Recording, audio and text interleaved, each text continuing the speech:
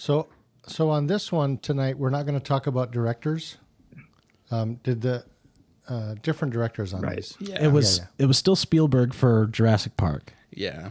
Couldn't tell you about Jaws 2. But I don't know. Jeanot Swartz, I think is his name. It was very Polish sounding. Yeah, I'm not talking about Gina Schwartz. No, Yeah. it's not happening. All right. We don't like that guy. No. All right. Do we have any grape soda? It's in the fridge. Heck yeah. All right. I'm going to go grab one and then we'll start. Okay. Christian, you want a soda? I would love one. No, it's a shame you're not here with us because then we could get you one and then that would be universal. Or we could have just messaged you ahead of time and been like, hey, get some grape soda. Christian. Yeah. Bring your mic up just a little bit or something. I can just barely hear you. Oh, should I get closer? No, twist your dial and raise your mic up. There you go. Okay. Is that better? No, I need Christian to talk into the microphone. Oh. I usually talk really loud. Am I can you hear me now? No, I can hear you. Okay, cool. Alrighty. Yeah, so this one we're not going to talk about directors or anything. We're just going to talk about the two movies. If you want to relate movies back into what we talked about on the other movies and how they work together, that's fine. I actually I've seen both of these, but it's been quite a while ago, and I didn't have time to go back and rewatch them again. So I'm going to kind of talk to me, say stuff. All right. Type of guy. Oh, okay. Are you ready to start the show? Absolutely. Hold on, let me turn myself up a bit. There we go. Yep. That's in range. Okay. What'd you just do? I got rid of your toy. Oh. You want to take my bottle cap now? Give me that toy. Okay. All right, let's rock and roll.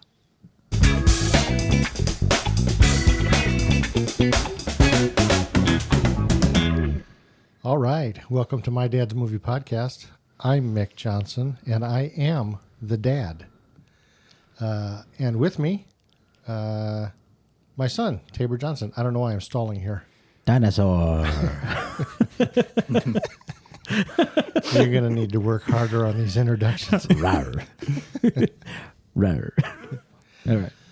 So tonight we have kind of a special podcast because we have two guests that we had on before.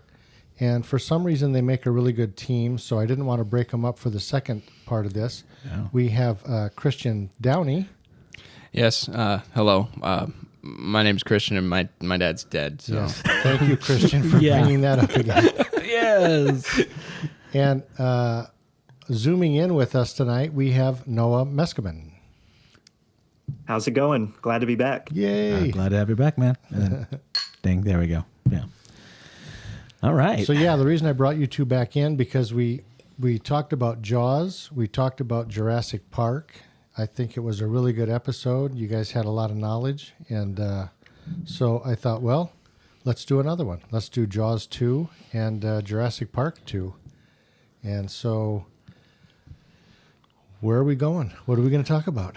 Well, first thing is that Jaws 2 and Jurassic Park 2 were both originally titled Electric Boogaloo. Okay. And then they were just like, well, you can't call both of these movies that, so they had to change Jurassic Park 2 to The Lost World.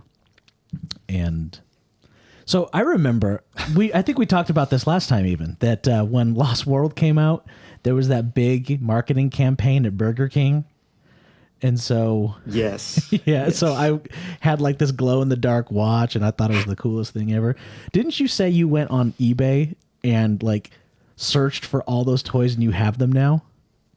I don't have any of the watches, but they are on there. They're in my wish list for sure. But yes, I am trying to collect a lot of Lost World merchandise because I am as you'll see when I talk about it, I am a big fan and defender of that movie. So I've got several good pieces of Lost World merchandise, but I don't have the watches yet. But yeah, bummer. Yeah, you'll get them. You'll get them. Yeah, we got to build a time machine. Yeah, and that'll take care of it. Yeah. So, as we were talking about before the episode started, Jurassic Park, Lost World is a Spielberg movie. So we are following the pattern of we're talking about the director and the movie, but Jaws 2 is not. Jaws 2 is a brand new director, and what was the name of the gentleman again? Neil Blomkamp. Yeah. Jeanot Swartz, I believe is his name. I think he's a French director. Oh, is he? So, yeah. I was going to say that name sounds kind of Polish, but Who did you say, Christian? Neil Blomkamp. And who did you say, Noah? Jeanot Swartz, I believe, is how you pronounce Okay. it. I know the first name is Jeanot. I got the first name right. I thought maybe you just made somebody up, Christian, just on the spot. What do you mean I did? Okay. no, he's a real guy though. Is he? Yeah, he's the director of District 9. Don't ask me, dude. I think Yeah, no, that's right. He did District 9. He did Elysium, and he did what's Chappie. Chappie. Oh, if y'all Chappie. have seen I love those. Elysium. Yeah. And he was supposed to do a Alien 5, which was meant to be a direct sequel to Aliens. I think most people are familiar about that, but it never happened. So Yeah. So they were supposed to bring Hicks back from the dead. They were going to erase Alien 3, Alien Resurrection. It was just going to pick up right where Aliens left off. Oh, Hicks, the character. Yeah. Okay, I'm with you. Yeah. I was yeah, and thinking if you see some of the concept art for it, it actually looks like it would have been a cool movie. So. Oh, I was excited. I was so excited for it. I just saw something on Facebook a couple days ago that Sigourney Weaver was excited to do that movie, and then Ridley Scott decided to kind of take ownership of the franchise back, and then that's when he released Prometheus and Alien Covenant, and that basically was the final nail in the coffin for Alien 5. In hindsight, after Covenant coming out, I would have preferred Blomkamp's Alien 5 for sure. Absolutely. Yeah. Absolutely. So, yeah. What do we want to talk about first? Jaws? Yeah, let's get the Jaws out of the way. A what? Well, The other day I saw a T-shirt that was a what? And I was going to buy it for you. oh, that's awesome. Is there even a line in this movie that's like that? All I can think of is Lorraine Gary's character talking about the Cheerios, and I hated that. I don't want to see people eating cereal. I want to see sharks eating people.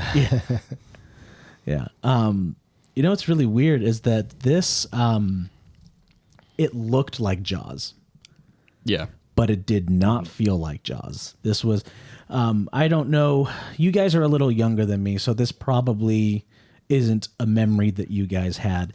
But when I was a kid, there was a TV channel or a cable station called TNT.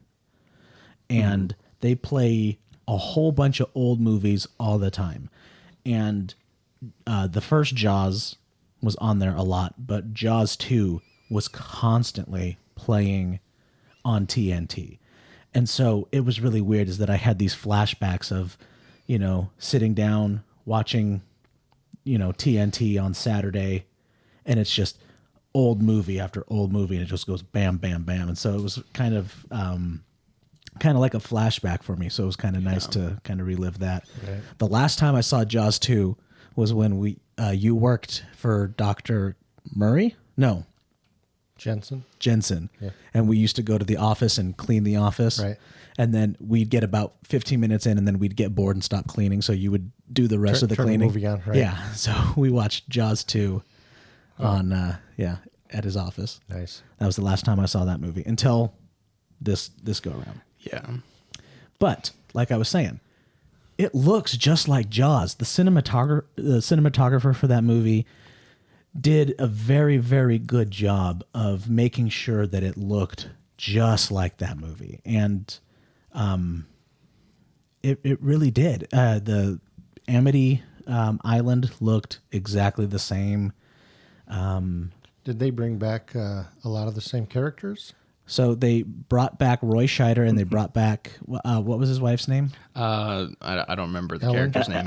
Ellen, yeah. Oh, Lorraine Gary. Yeah. Yeah. So and the mayor, Yeah. who was in the Yes. first one, and Murray that Hamilton. that was his last movie. Mm-hmm. They finished that movie, and then I think he died a couple months later. I think. Yeah. So.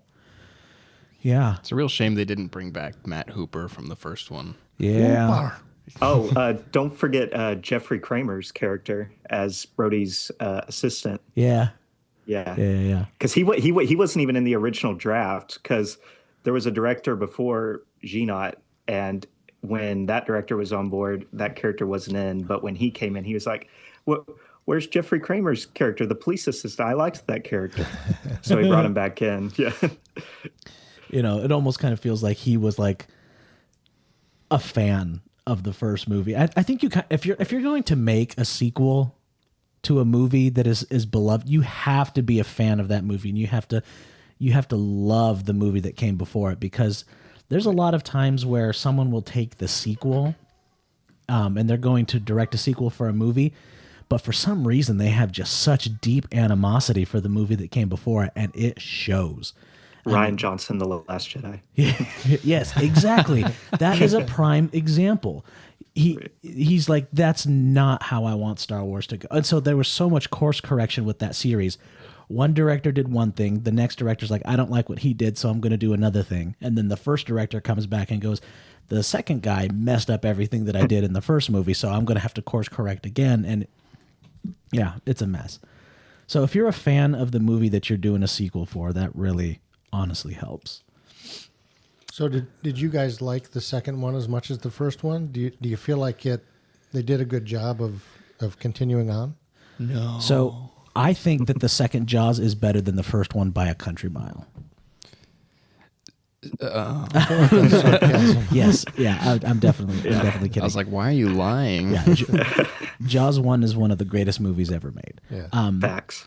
But granted, I did have a fun time with Jaws 2, and because it feels like a slasher.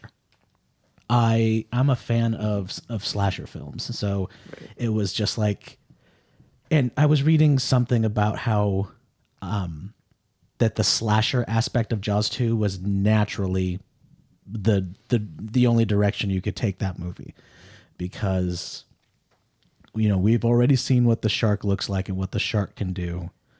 And the emotion and the humanity that Spielberg brought to the movie, I don't know if the audience would want that again. We already had it the first time. Yeah. And so people are like, we want more shark.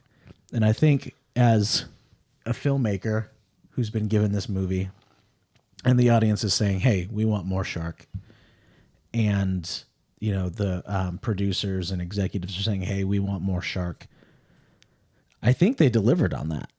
I mean, it really does give you more shark. There's more deaths. There's freaking explosions. The shark catches on fire and then becomes Two-Face for the second half of the movie. Yeah. Was there a reason behind the scenes that they did that with this shark? Was it to differentiate it from the first one? From what I recall, Carl Gottlieb, because he wrote this one like he did the first one, he said he wanted the shark to just stand out from the first one visually. Like, this is the Jaws 2 shark. So, and he said it helps to give a little sympathy for the shark, because it's just trying to eat people, and then someone burns its face. How rude, It's doing what sharks do. Yeah. Right. So, Christian, I know that you are a big fan of animatronics. Yeah. Was this shark animatronic, and did they improve on it at all? Well, Taber's shaking his head to the point where they him. could show it more on screen, and I think that's what took the magic out of it. Yeah. Right. I definitely think that the animatronic was not as good this time around. Because when I watch Jaws, I forget. And let's discuss. Is the reason the shark looks so good in Jaws 1, because because the animatronic really was that freaking good, or is it because we are just so heavily invested in the story that if the shark did look bad, we kind of don't even notice because the story's so incredible and we're just on the edge of our seats? I wasn't on the edge of my seat for Jaws 2, so I guess it kind of opened up my eyes to be a little more to scrutinize the shark a little more. But in my opinion, I don't think the shark looked as good or better than Bruce did. In the second one, if you're seeing the shark more, if they're wanting to show it more, and in the first one, it's like the shark was a little bit elusive. You saw it, but it wasn't like constantly in your face. But its presence was always there. Right. And that's what mattered, is that the presence of the shark was there. The fact that you knew the shark was there because of the barrels. The barrels was such an iconic... What's happening on my phone? Whose thing's That's going my off? phone. Is it? It's dinging. Oh. Somebody's- Oh, it's Nicholas. Oh. He says, "I love you, pup," Love you too, buddy. when he listens to this episode. But yeah, there were so many ways that they illustrated that the shark was there without showing the shark. They used the barrels. They used the music. Yeah, the music was a big factor Yeah. whenever it was coming around. I did not feel that the music was really No. there for Jaws 2 either. I kind of there were some moments where I was like, oh, I hear a little bit of the music from Jaws 1 in there. It was kind of like playing with it a little bit, but it didn't.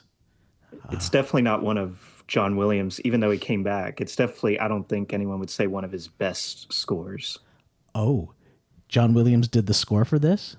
Yeah, he did the score for Jaws too. So does that mean that John Williams is the only person who has come back for all 4 of the movies that we're talking about so far? Sounds about right. I think so, honestly. So now that I think about we it. Yeah. almost had Spielberg for all 4, but he didn't do Jaws 2. Yeah. But Yeah. John Williams did Jaws 2. They did that. The producers, Zanuck and Brown, who produced the first movie, they did ask Spielberg if he wanted to come back for the first one. He basically laughed at them and said, "Absolutely not." So Yeah. yeah, he would have none of it. Well, I respect that decision. It's really funny is we always kind of talk about Bigfoot Falls on this podcast, Sure. Which is the short film that I directed last year for the IFF, and something that I never have experienced before, but I've started experiencing now, is people coming up to me saying that you should make Bigfoot Falls a feature-length film, and that you should do a sequel to Bigfoot Falls. And Okay. to both of those, I say no. And everyone's like, why? It was such a good movie. And I'm like, well, that's because, I put everything into it. There's nothing left to say with a sequel, or there's nothing left to say by extending the life of the film. Right. And so I get where Spielberg is coming from. They're like, hey, do you want to do a sequel to Jaws? He's like, no, I said everything I needed to say with that first film. Why in the world would I, just keep coming back? I think slashers are okay with sequels because that's the point of the movie, is to come back every year. Like, that's the point of the Saw movies, was to come back every year, have a new Saw Or movie. Friday the 13th. Things Exactly. Like that. Yeah. And I think that if you are a person who wants to do a franchise and you want to do sequels, I think having an idea of where to go after the first movie before you make the second movie, I think you need that idea already. But if you create a movie and you leave everything on the table for that first movie, it does kind of leave you nowhere to go for the sequel. So I get it. I understand why he did not come back for part 2. Well, I was wondering if maybe part of the problem with the second one was they didn't invest as much money into it as Oh no, did they the first invested one. a lot of money. Well, they yeah. I just looked it up. I think the first one, they said like something like $9 million, and the second one, $20 million. Yeah. Does that seem right? Man. So yeah, that wasn't the issue. But it's what you said is perfect, because I think that Jaws 2, the biggest problem with it is, ironically, what you said as a positive is it feels so much like the first one. I think that's because it struggles to justify its own existence. Yeah. Like, we're back on Amity, we're back with Brody. There's another shark. The town doesn't believe him again, which still makes no sense to me from a story standpoint. Like, it all just feels the same because it's struggling to come up with a new story. And there was, I don't know if y'all know about the previous Jaws 2 drafts, but Howard Sackler, who wrote the Quint speech in the first movie, he actually did come up with a great idea for a Jaws follow-up, but it was a prequel, and it was going to be about a young Quint on the Indianapolis, which I think that would have been a great movie. But Universal, they wanted to play it safe, and we're like, no, we want to go back to what's familiar, what people know. And yeah, I've always said I think Jaws 2, whether you like it or not, it is arguably the most pointless, unnecessary sequel ever made. It just struggles to justify its own existence. That's in the franchise or in sequels in general? I think just in sequels in general. Like, yeah, as you'll see with Jaws 3 and 4, I don't think those ones are much better than this one. Yeah. So there's more. There are, yeah. So we're going to come back for another But the point episode. still stands. Yeah. But the point still stands. Those wouldn't exist if it wasn't for the unnecessary Jaws 2. But you have to give credit to Jaws 3 and Jaws 4 when we get down the line to those, is that they tried to do something different. Yeah. That it was they did. It was just the execution that was bad. they just missed the mark by a little or by a lot, depending on your opinion. But Jaws 2, you're right. It is literally. Have you guys ever printed out a piece of paper with text on it or whatever, and then you photocopy it and it loses a little bit of its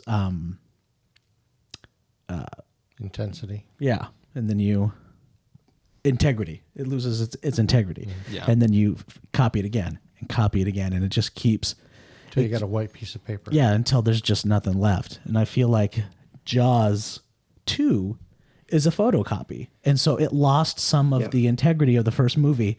And then Jaws 3 is another photocopy, but then some guy tried to take a pencil and like put in some of the stuff that was missing. So that's why there's a little bit more there.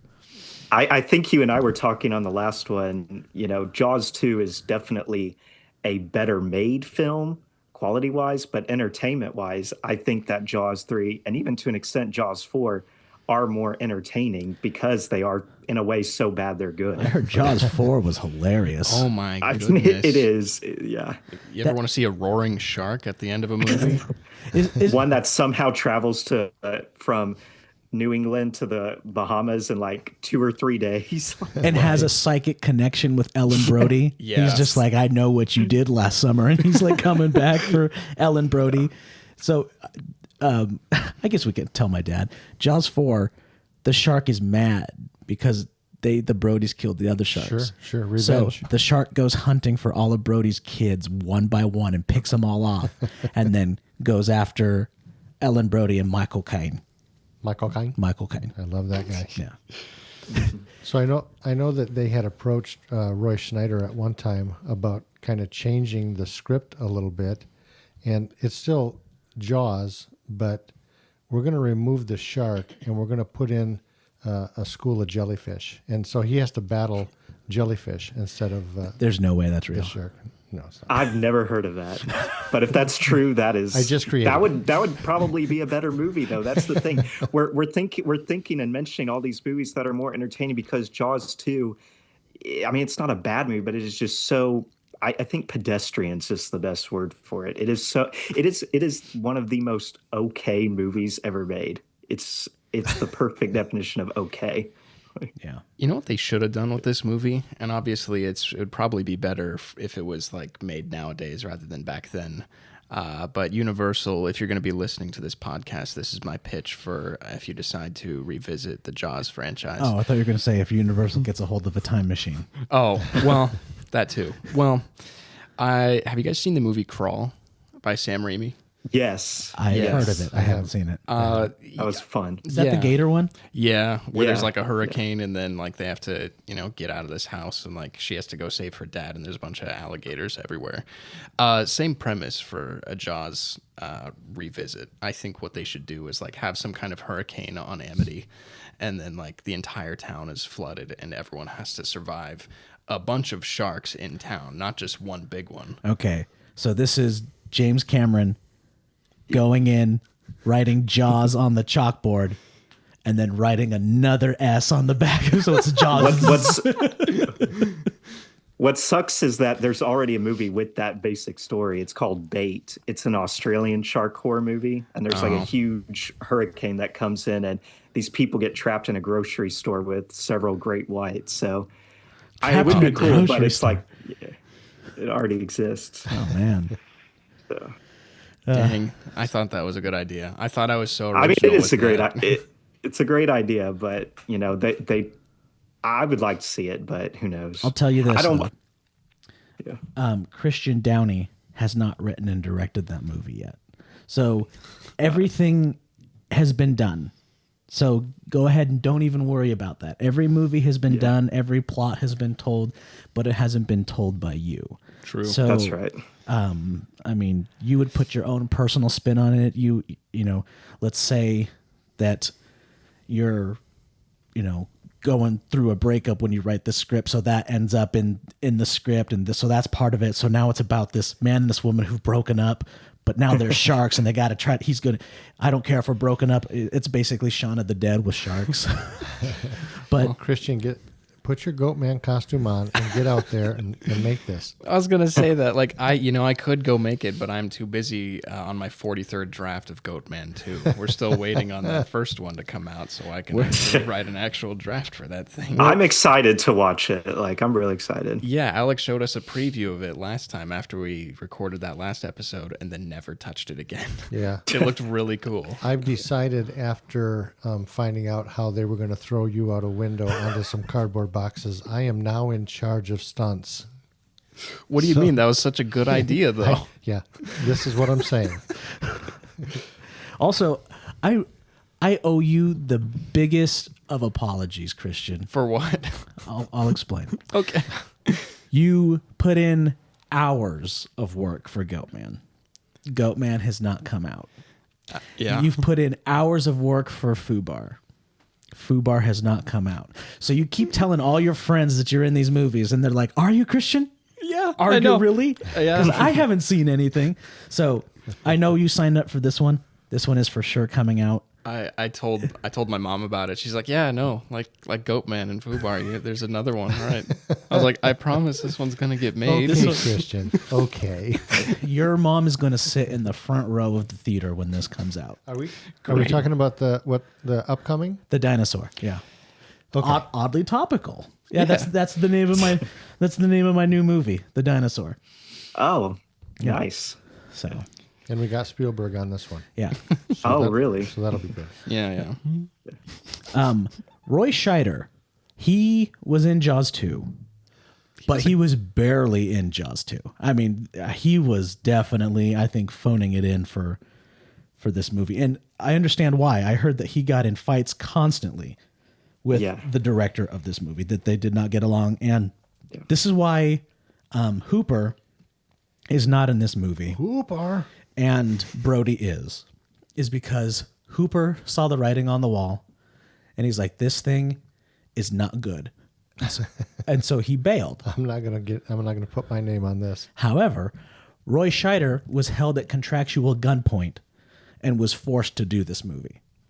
He was in a contract with Universal to do something. He had to put something out, and just eventually it came down to it. They're like, "You need to do Jaws 2 or we're going to sue you for breach of contract." And so he was forced to do this movie. And that's the same reason we got Mike Myers, the Cat in the Hat. It's because he was forced by the contract to make that movie. And so You say that like it's a bad thing. That movie's amazing. Yeah, I liked it. I hate that movie. All right, we're gonna kick Noah off the call now. We are no longer friends. No. We're bringing him back for the Cat in the Hat This episode. call just got dropped. No joke. One of the 10 worst movies I've ever seen. I hate that movie. Now, I like Thing 1 and Thing 2, though. They're a lot of fun. Make a They're Deca frightening. license. Like- Make a Deca registration. Make a Deca, you're one hot mama. Yeah, that movie's ridiculous. Yeah, but it's interesting you talked about Scheider phoning it in, because I kind of disagree. I've always thought his performance in Jaws 2 was just as good as his one, the first one. And I think the fact that he wasn't happy to be on that set just helped to bring out a natural kind of unhinged intensity with his performance in the second one, like particularly when he's in the mayor's courthouse with the city council. Like that's some of the best acting from him in either of the two movies. Like I thought his performance in 2 was great, even if he didn't want to be in the movie. Okay. Yeah. You convinced me. Give me my dollar back. No. Maybe what I'm confusing it for has nothing to do with Roy Scheider. It has to do with Chief Brody. I don't think Brody has much of as much of an arc. That I do agree with. As he did in he was a character who was flawed and had to learn something, and at the end of the first movie, he overcame his fear of the water, and he Well, I would think that would be one of the tough parts of doing sequels to movies when you have created this character. How much more archy can you get into the second one? Right? Yeah. Yeah. Well, it's kind of like what I said about earlier when I said that the town in Jaws 2, they don't believe him when he says the shark is back. And from a character and story progression standpoint, that makes absolutely no sense why they wouldn't believe him this time after what happened in the first one. It just seemed like they couldn't come up with a natural progression for Brody's character. So they just went back to he's the odd man out. He's shouting the sky is falling and nobody believes him again. And it makes no sense. Well, he killed the shark last time. So, I mean, it would be weird. And there's only one shark in the ocean. So, like, why? No. Why could there ever be another one? I mean, the point that I'm getting at is, like, these are really big sharks, and so it's like one of those at Amity is like already an aberration. Like that's statistically not likely, and they could have gone into that like, well, you killed the last one, so there's what are the odds that there's going to be another giant freaking shark? And they never go into that in any of these movies about like why is there this other big shark, and then why do they keep coming back? Why is there a big shark at SeaWorld? Like things like that. Yeah. So in the first one, Brody kills the shark by shooting a oxygen tank. Smile, you son of a... There we go. So, and in this one we got "Say Ah," which is not nearly as I know, seriously. I was just like, okay, I'll barely give it to you, but yeah, it's not the same as the first one. So the shark bites down on an electrical wire line, right? Yeah. And it's so funny is that at the beginning of the movie, they're like fishing, and this guy's pulling it up, and he pulls up this electrical wire, and he goes, "Oh, no, that's an electrical wire. Put that down. We don't want anyone getting hurt on that." And he almost looks directly at the camera, because it's going to come back later. It was not subtle with its foreshadowing at all. Like, yeah. Well, it's such an iconic like death scene as well. I mean, obviously the sequel is inferior to the first movie, but like, have you guys seen the Jaws ride at Universal Studios? Any of the Universal parks? Yeah, that's how they take it out in those rides. Is the shark comes up to the boat and then it chews on a cable, and then that's what happens. Yeah, that shark almost killed my brother. Okay. Yeah. Actually. Freaking Briar, man. Of course. That's all you had to say. Universal's not for Briar, man. We went to Universal and we went to the Backdraft ride. Oh my gosh. And just this entire warehouse just catches on fire, and we're like, ooh. It's a ride, mind you. Yeah. And then all of a sudden this platform starts collapsing, and Briar is like every man for himself. Like he was bolting for the door.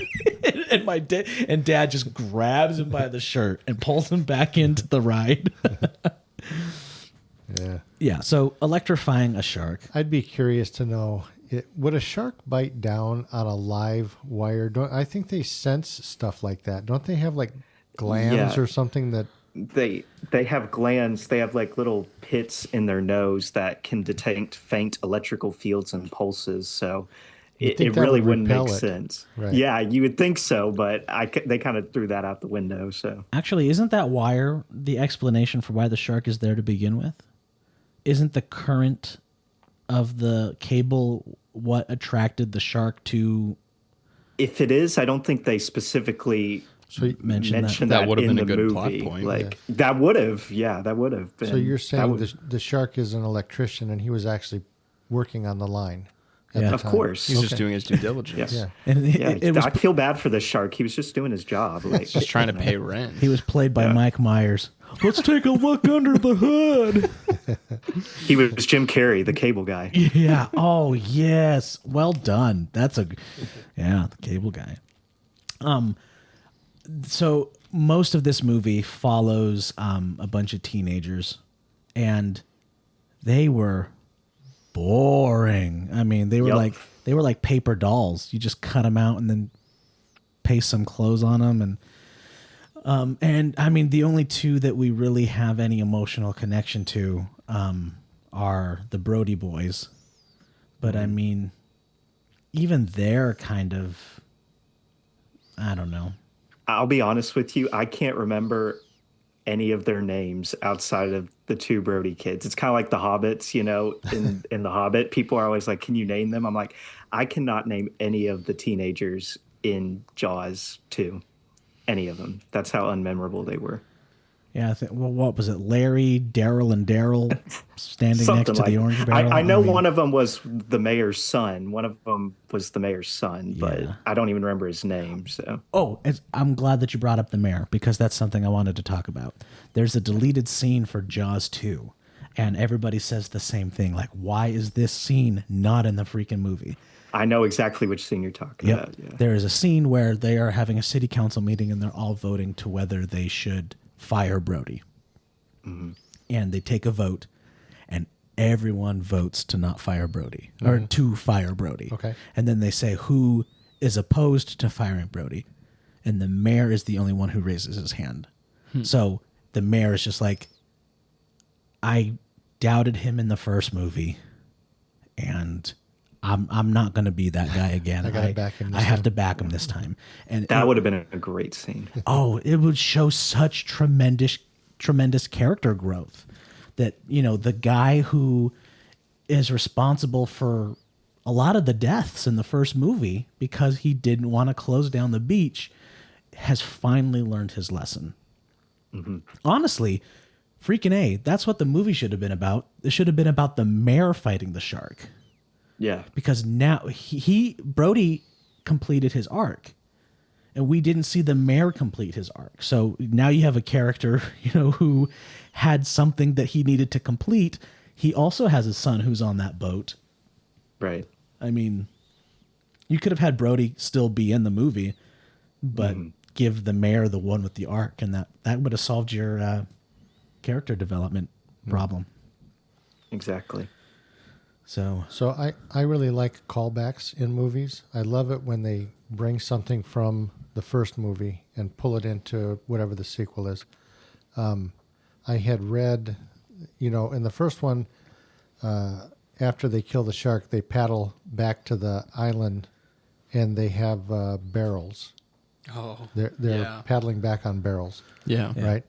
And I had read that they used one of those barrels on the porch of Brody. It was like a flower pot or something. You like can that see it they on his turned front into. porch, like a flower pot. really, I Which I think missed is that. cool. I was about to say I've seen that movie so many times that I've never Really? noticed that. You Yeah. never noticed that? Wow. I know. I'm gonna have to go back and look at that That's now. so cool. Yeah. Yeah. Also, I would like to give another shout out to Amazon. Oddly enough, I normally hate Amazon. Sure. But all of their film transfers look incredible. Every movie that I've watched for the podcast that I've watched on Amazon looks so good, just so crisp and so clean. You don't get that with Netflix. So a word from our sponsor today, Amazon Video. No. But Universal has always had a good library stock when it comes to having good transfers of their movies compared to other studios. They've always respected film preservation more than other film studios have. So, I'm just glad that, Universal wasn't the one being affected by Netflix. That's for sure.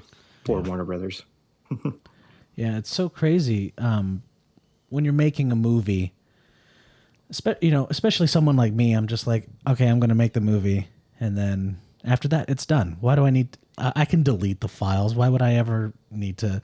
And so, I kind of feel like I did some work on Fubar a couple weeks ago, and it felt like that I wasn't finishing the film, that I was doing a restoration, that I was kind of like starting from scratch, and there were so many missing files and things were named incorrectly, and so most of the work that I was doing on the movie wasn't actually editing or sound mixing or anything. It was just trying to find all the files and everything, and it's a freaking mess.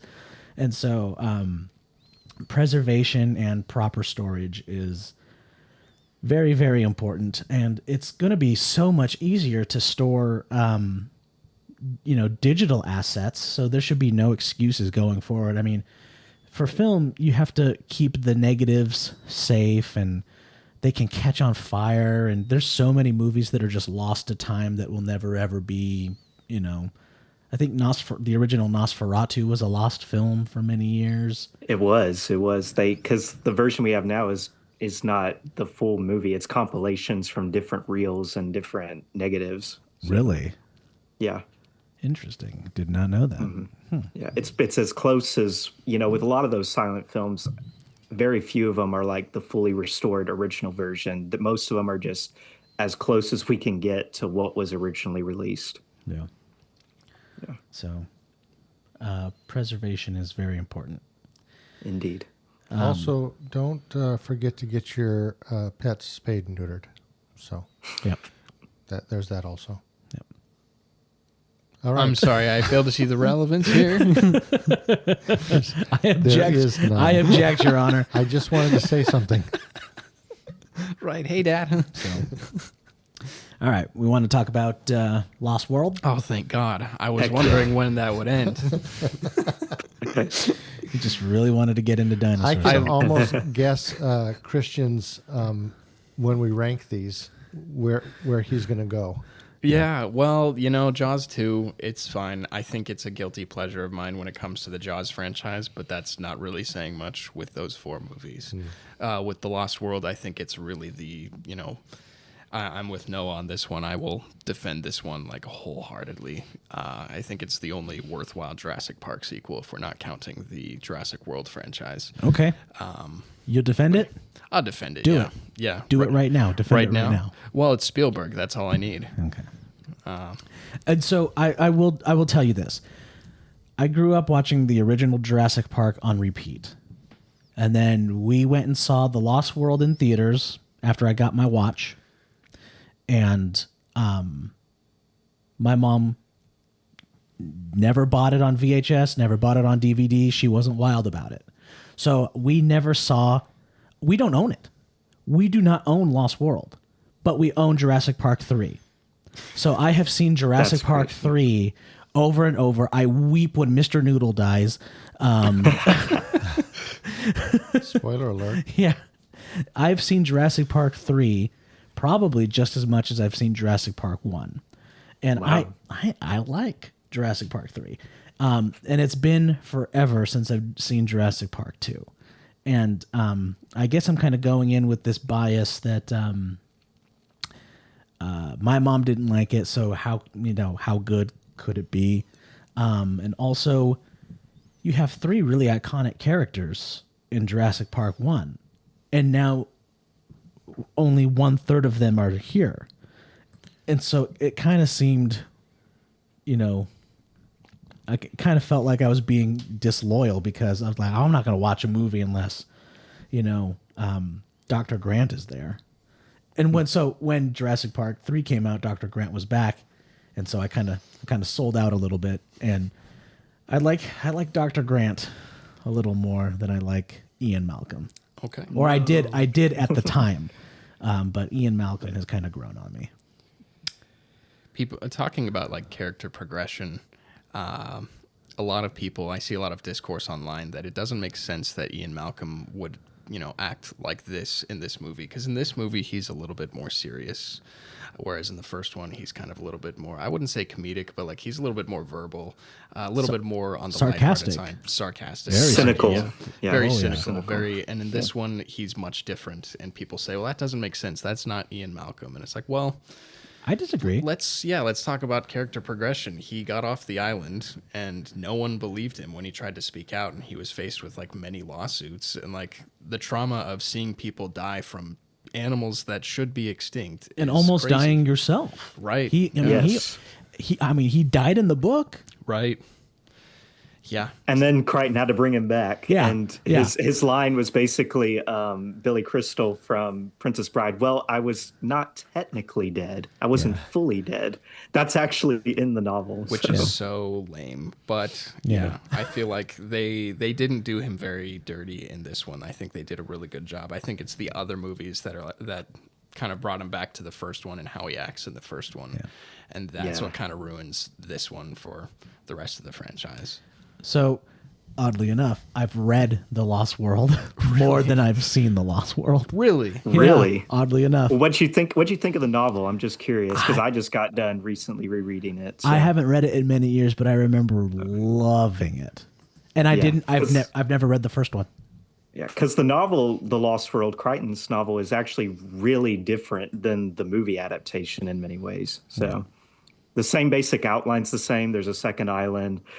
Malcolm's back, Harding, but like the actual plot itself is very different in many ways. Yeah. I'm not sure I like the novel.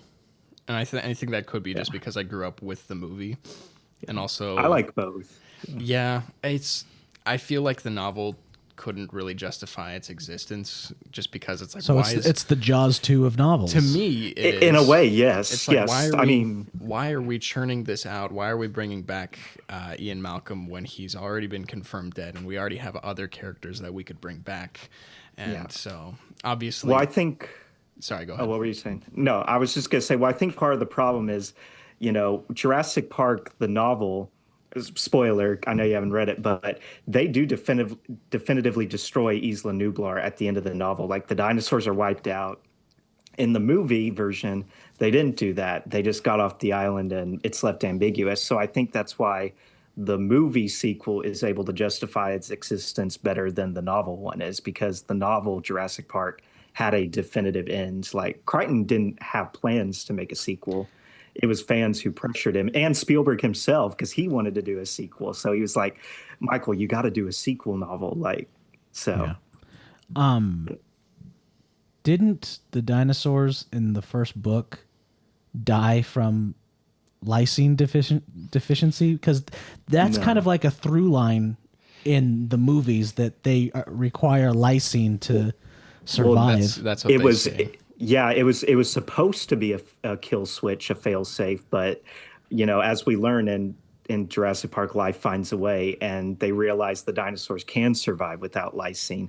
And Julianne Moore's character, Sarah Harding, even mentions that in the movie The Lost World, that the dinosaurs have been able to survive without lysine by eating lysine-rich plants, and then the carnivores eat the herbivores, so they get their lysine. So I think life is able to find a way. And they get that from the first book, because I think at some point in the first novel, they talk about dinosaurs maybe being seen on the mainland, and a lot of crops like soybeans, disappearing, being eaten by, giant livestock, something like that. And so that's kind of where that idea comes in, which is where they could have gone for a sequel, is dinosaurs on the mainland.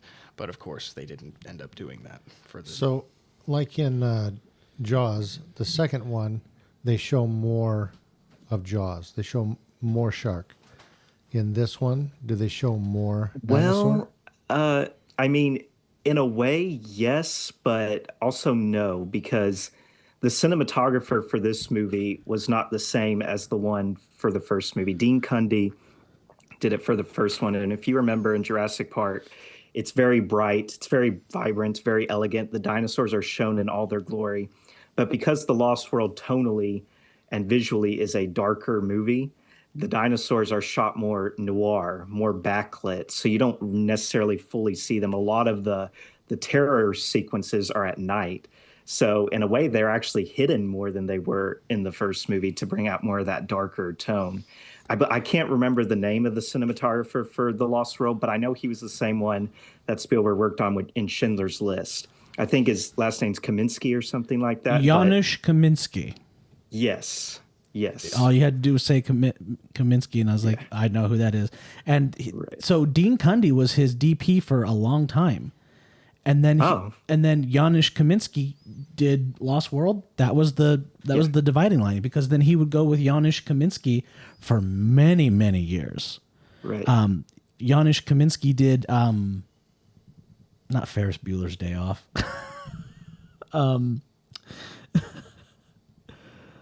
Schindler's List. Yes. Two totally different movies. Really close. Oscar Schindler looks at the camera. Life moves pretty fast sometimes if you don't stop to. That's crazy in the context of that movie. He's gonna keep calling. Yeah, exactly. And he also, why did I want to say Ferris Bueller again? Saving Private Ryan. Yeah. Yeah. So, yeah. So visually, I mean, the dinosaurs are hidden more, but there are more shots of the dinosaurs in this movie, because obviously the special effects team, they got a lot more confident after the success on the first movie. So there's definitely a lot more CGI shots than there were in the first movie, because obviously they had technology had progressed and they had gotten more comfortable using more computer graphic shots than animatronic shots. Not that the animatronics don't look amazing in Lost World, they look fantastic, but they definitely did emphasize CGI more, showing that the tide was changing for sure. Yeah. I noticed when I was watching it that they still had animatronics, and I was so happy to see that, because you don't see that I don't think there's a single animatronic. Oh, excuse me. I don't think there's a single animatronic dinosaur in any of the Chris Pratt movies, right? They're all CG. There's a couple. Yeah, really? They're just not as many as there were in the original trilogy. Really? Yeah. Wow. It's this newest one with Scarlett Johansson that has no animatronics whatsoever, and that's the first one in the franchise without them. Yeah. Interesting. I guess I have to go watch those Chris Pratt movies again, because I thought that they were devoid of animatronics. So I guess I owe them another watch. Yeah, no, because the animatronics in those movies are like, they're very clearly animatronics as well, because like the actors are interacting with them and getting on top of them and things like that. Interesting. And the irony is the animatronics in the World movies do not even hold a candle to what Stan Winston did in the original trilogy. And you would think with it being newer movies they'd look better, but no. And it's kind of strange when you think about it, how movies from 20, 30 years ago can have better animatronics and look like real animals, whereas the ones in the newer ones actually look like animatronics, because you don't want it to look like an animatronic. Right. That's the thing. Movies from 10 years ago had better CGI. So we're going in the wrong direction for CGI and animatronics. Do you think Very true. Do you think in the past the animatronics that's what they had, and they couldn't rely on CGI or fixing those types of things, so they were more focused on making this look like a real thing, you know? I think so, for sure.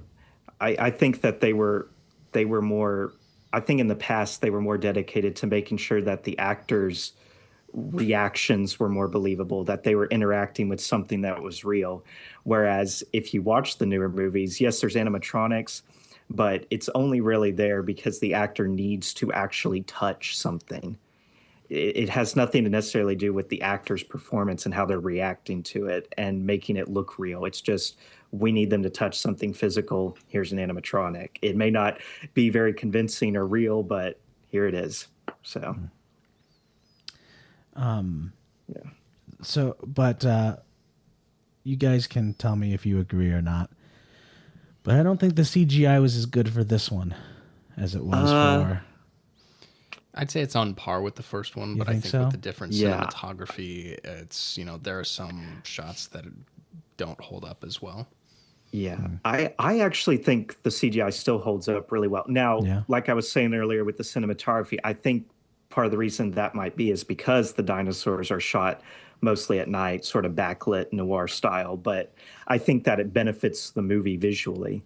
But I can't think of many shots where I thought, oh, that didn't look as good as the first movie. I think it's just as good as the first, personally. Right. Okay. So the storyline on the first Jurassic Park was phenomenal. It was such a good story. I mean, it was solid. What do you think about the storyline for the second one? Was it just as good? Did it? I'll let Christian go first. Yeah.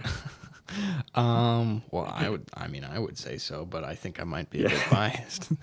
I feel like it's, if a sequel was going to go anywhere in this franchise, especially following the first one, I think this would be, I don't know, the natural direction for it to go. That's my perspective, though. What about you, Noah?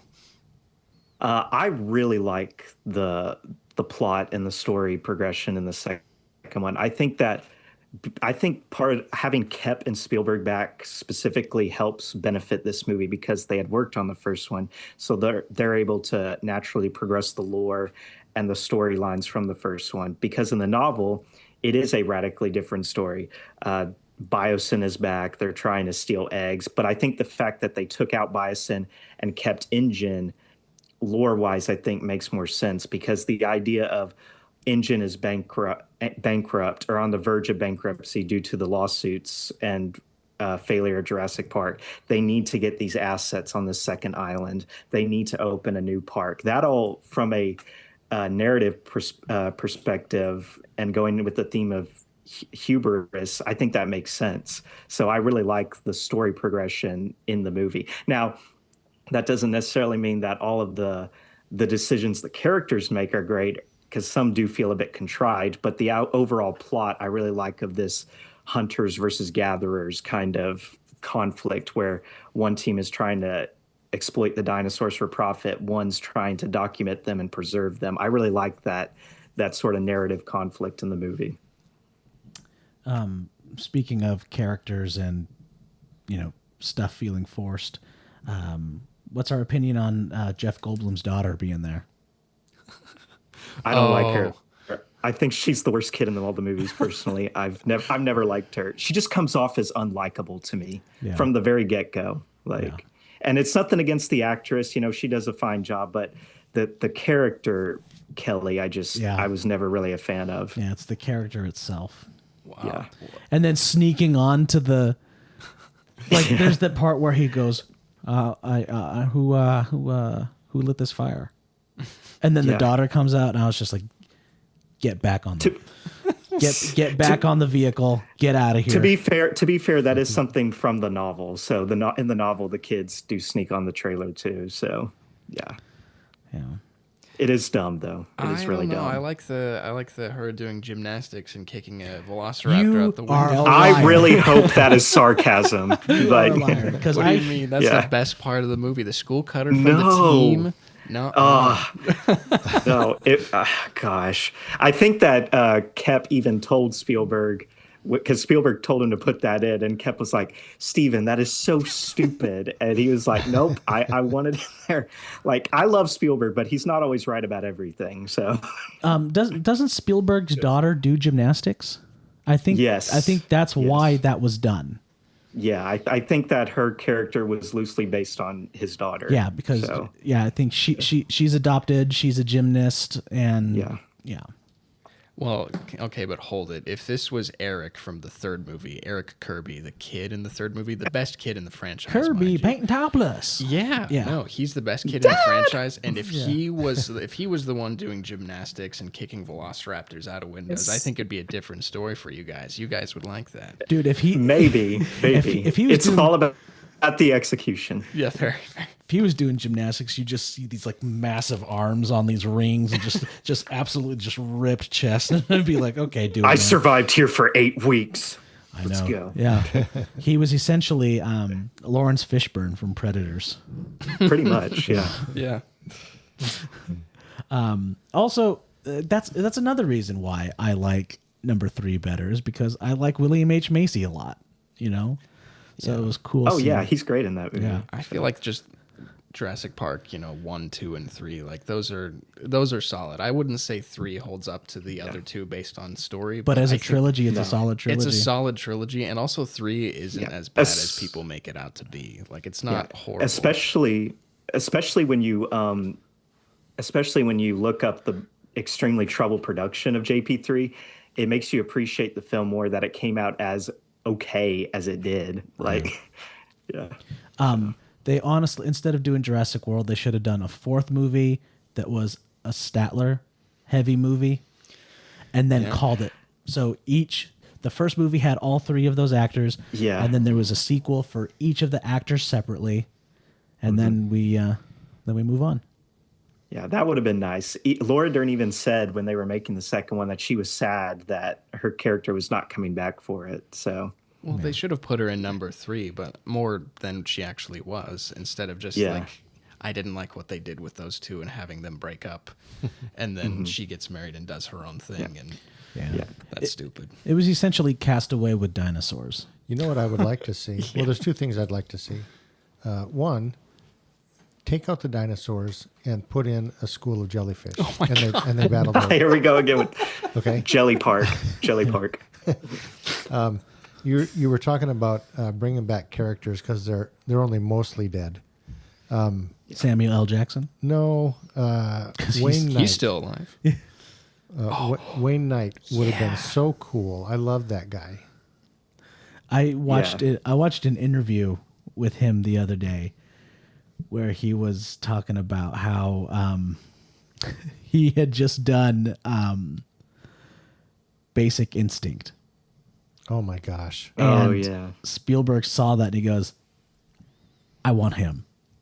And so the agent calls Wayne Knight, and the agent's like, hey, listen, the voice that he does, because I'm listening to Wayne Knight tell this story on a podcast, and so the voice he's doing, hey, listen, I got in touch with Spielberg, and he wants you for his next movie. And he goes, oh, great, okay, cool. He goes, yeah, it's going to be about dinosaurs. You okay with dinosaurs? He's like, I don't know. I've never met a dinosaur, so I mean. He goes, yeah, he saw you in Basic Instinct, and he just really loved doing that. Is the dinosaur going to be sitting across from me and unfolds its legs? That's exactly what he said. You beat me to it. That's exactly what he said, that they were going to have did not. Yes. They were going to have a dinosaur interrogation scene, and he was making jokes about it, and he was on this podcast with Jason Alexander. And so it was Jason Alexander, and these two guys were joking back and forth with each other. That's hilarious. Yeah, it's great. The dinosaur will be played by Sharon Stone. Yeah, there you go. She's got the last name for it. Yeah. Fossil, I think I mentioned last time I met Wayne Knight like at a convention. I think so. Yes, Yeah, you did. He's one of the nicest people. I bet. He wasn't allowed to talk about anything at the time. Because of the strikes, which sucked. I remember that. I remember that. We were in line waiting to ask our questions. I was going to ask something about Jurassic Park, like what it was like on set, but then they were like, nope, you don't get to ask about movies or anything like that. So I get up to the mic and I'm like, so you like weather? I can't talk about that. You're right. I think that's my next movie, Weather. I can't talk about it. Didn't I make the joke last time that he's up there on stage and then his lawyer covers the mic and whispers something in his ear? His lawyer tells him what he's supposed to say. That's actually kind of how it went, because he had someone up there who was managing the actors during the strikes. Yeah. So when he would obviously want to talk about these things, and when he would kind of get close to those territories, the guy would pat him on the shoulder and be like, no. Jeez, that's super sketchy, man. Weird. Yeah.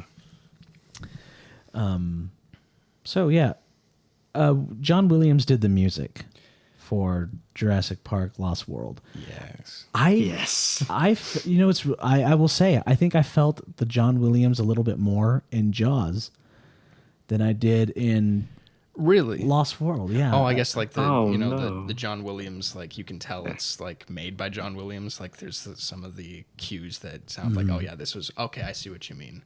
Yeah. I didn't think the music was bad. It just, but I you know what, I think that might be the intention of the music, is that Jurassic Park 1, the music was so majestic and awe-inspiring. And I think that's because the movie was majestic and awe-inspiring. You're seeing these things for the first time ever. And now these things are secretly hunting you, and they're in the shadows, and they're lurking. And so I guess the music kind of needed to be shadowy and lurky as well. So maybe maybe it's not John Williams' fault. Maybe it's the story. To the credit of John Williams. Yeah, I love the score for the Lost World. I love the use of percussion, and it's more of a tribal jungle kind of vibe. And I think it does, kind of like Kaminsky's cinematography, it does reflect the tone of the movie, because Lost World is a darker movie. It's less majestic. It's less wondrous. You know, this is not a theme park. This is a wild, raw, untamed jungle. And I think that the music in Lost World captures that really well. And it's also a lot more musically complex than the first movie. If you just listen to the soundtrack on its own, it's very, very much more musically complex. And I really like that for sure. And plus the Lost World theme, I think, is just as good as the Jurassic Park theme. It's awesome. Yeah. I'll have to listen to it again. I think the soundtrack for this movie is kind of like the opposite of Jaws 2. Like, where Jaws 2 is different, it doesn't like hold up to it. Whereas with this one, it's different, but it's, you know, on par, and I think in some cases can be better. I agree. And it harkens back to the original where it needs to, while also being its own thing. And that's the tough part about these Jurassic Park movies for me, is because I love music in movies. I love the soundtracks, and I always listen to them. And everything after this movie, like, none of it compares to the Lost World soundtrack or the first Jurassic Park. Yeah. None of them have a good soundtrack. And I really want them to, because, like, the music in them is, like, really good. And they even didn't they bring back John Williams for the World movies? No, they did Michael Giacchino, and I personally like Giacchino's scores for the Jurassic World trilogy, but they don't come anywhere close to Williams for the first two movies. And I actually thought Alexandra Desplat's score for Rebirth was pretty good too. The most unmemorable one I've always said was Don Davis's for JP3. That's a very unmemorable score, I think. Yeah. I don't remember the music for that one. I remember the movie pretty well, but I don't remember the music. Yeah, you're right. It's not very memorable. However, I do remember the stupid jingle for that stupid satellite phone. That's been stuck I can't in my wait head. till we have the JP3 podcast. We clearly want to talk about JP3. So you're gonna have to remind me. I'm gonna get the little satellite phone jingle put onto this sound pad so that I can play it. Yeah, so that I can play it every once in a while. So, well, Dad, what do you think about these movies? We are doing a lot of talking because we love them. But that's why I brought you in. Yeah. Well, yeah. But like, what do you think? You're asking all the questions. So for me, to be quite honest, I have seen the second one. I've seen the third one, but I can't remember them very well, and I didn't go back and rewatch those. Okay. But I remember Jurassic Park like I watched it yesterday. So to me, it made a much bigger impact, than the other ones made on me. I was kind of curious, do you feel like Christian, does the second one add to the first one? Is it kind of a continuation? Do you feel like that it really just keeps it going, keeps the story going in a good way? Do you like the first one better than the second one? Yeah, I mean, the first one will always be my favorite movie. Okay. So I think, it's kind of hard to beat that, but I think it is kind of, in the way that sequels go, a lot of sequels never really live up to the first one. Right. So I would say, yeah. So as far as the Jurassic Park sequels, they really add to the whole story and don't detract from it. Like, I'm kind of getting the feeling that Jaws, they kind of detracted from what was going on. They just kind of went off onto not adding to the story. Right. Type of thing. So, other than the psychic shark, yeah. Yeah. It would have been cool if they had like a Jurassic Park Jaws crossover where like they reveal that I don't know, there's some kind of those sharks, and why they keep attacking Amity is because they're genetically modified by InGen from Jurassic Park. And so they're experimenting with like psychic powers on one of them, and that's why one of them has that they started doing like genetic experiments on sharks because sharks are prehistoric creatures, but we still have sharks. Yeah. So it's easier to mess with that sort of thing than to try to take an extinct creature and bring it back from the dead. You know, I was just saying that, you know, with snark, and like I was just being sarcastic, but now that you say it, that's a really good idea. Yeah. Yeah. That InGen has been quietly in the shadows messing things up. I mean, it's So that's what SeaWorld was doing in Jaws 3. So hold on. Do you think InGen started World War II? Yeah. Genetically modified super soldiers for the Nazis? Right. Indiana Engines Jones was behind like- everything. Yeah. That's what we learned. Yeah. Jeff Goldblum, you're going to need a bigger tank. So, All right. do we want to rate these movies? Well, Noah, anything else you want to add to either one of them? Are you feeling I good? guess I'll just wrap up my quick thoughts about both of them. Jaws 2, like I said, I think it's an unnecessary sequel to a masterpiece. It's just a less good version of the original in many ways, and just struggles to justify its own existence. Lost World, on the other hand, I think is probably Spielberg's most underrated movie. I think it is a genuinely good follow-up. It doesn't come anywhere close to being a masterpiece like the original. It does have problems, but I think as far as sequels go, it is definitely the best of all the sequels by a pretty big margin.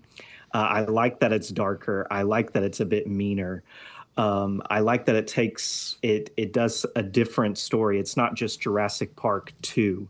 You know, it's a radically different story, but it also feels like a natural progression of the first one. And so, yeah, it's a film I enjoy watching. I'm probably going to rewatch it when we get off of here. And yeah, it'll always be my favorite sequel, and I'll always defend it.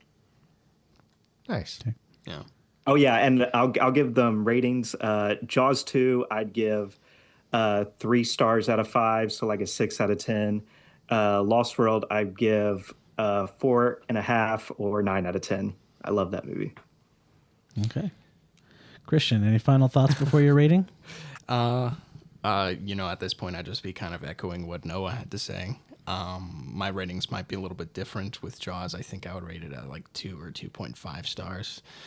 With Jurassic Park, the Lost World Jurassic Park, I think it would be 5 schools of jellyfish Wow. Out of 5? Nice. out of 5. Yeah, He called back the jellyfish. Yeah. we in the biz call that a callback. Yeah. A good I callback. got the callback. Yeah. I saw that. I saw you post that on. I was like, "What is he talking about?" And then you posted that, and I was like, "Oh no." it We makes need a jellyfish style horror movie in the vein of Jurassic Park or Jaws now. Like, I need to see a movie about giant killer jellyfish. Right. But I don't think it would be like Jaws or Jurassic Park. I think it would be like Willard or something where it swarms of things, and or like The Birds even. I think it would be more kind of like that. Yeah. That would be good. Yeah. Because if you see actual footage of jellyfish like swarms, it's terrifying, especially huge ones. It's kind of scary. Yeah. I would say Jaws is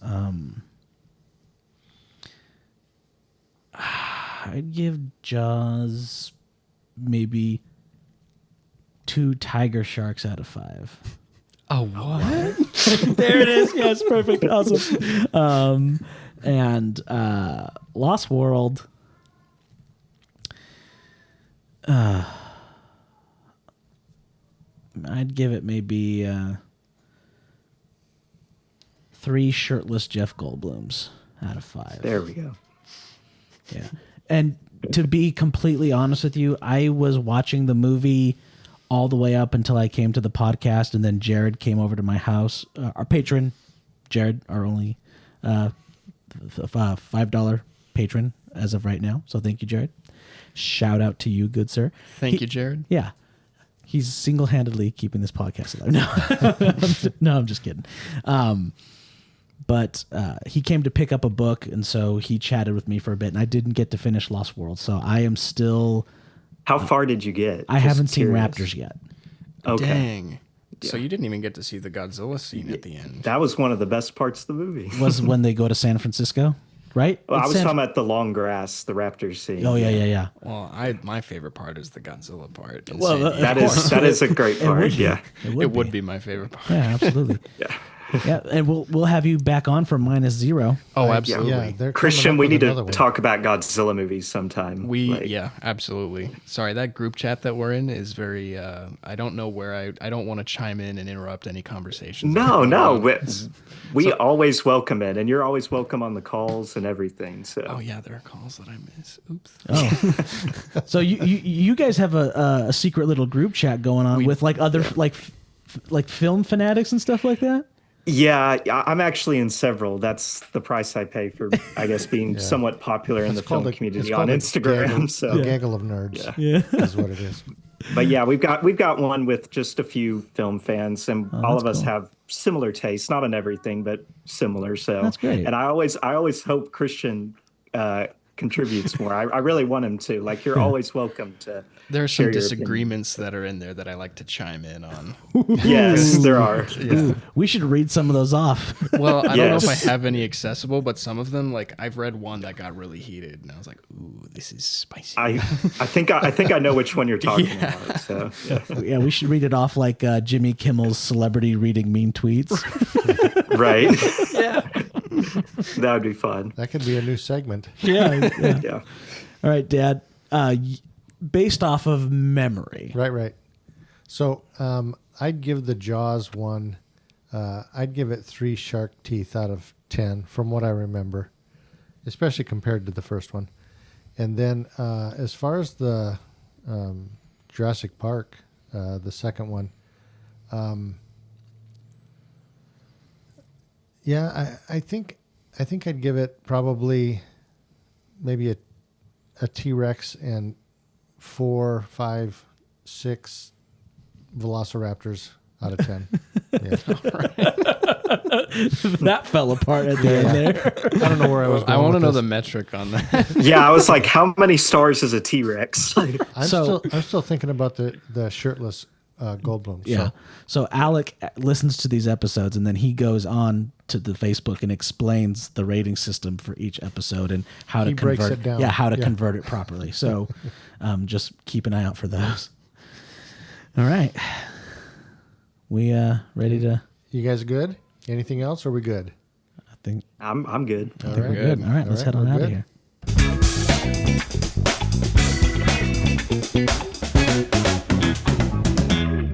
And we're gone.